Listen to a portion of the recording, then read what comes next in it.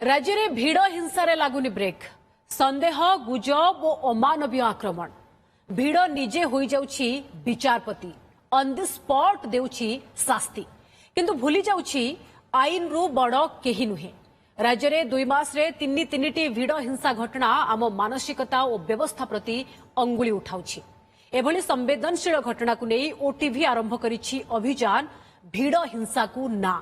ଏହି କ୍ୟାମ୍ପେନରେ ସାମିଲ ହୋଇ ଉଦ୍ବେଗ ପ୍ରକାଶ କରିଛନ୍ତି ସମାଜର ସବୁ ବର୍ଗର ଲୋକେ ଆଉ ଏଥିରୁ ବର୍ତ୍ତିବାକୁ ଅପିଲ କରିଛନ୍ତି।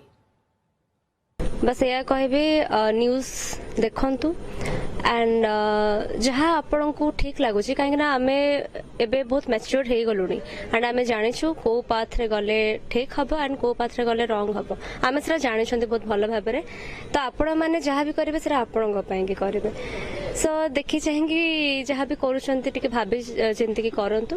वर्तमान जुगरे बा टाइम रे जो घटना गुड़ाक घटुची सेटा बहुत ही खराब लगुच निजको निज पई भी आम सेफ फील करूनी कि आम छुआ पई बा आम बापा माँ भी आम सेफ फील करूनी से मु समस्त को अनुरोध करी निजे ही जागृत हवा दरकार। जो जगह आपन को संदेह लगुच आपण निजे एक्शन नेबा आगुरु आपण पुलिस पाकु जानतु।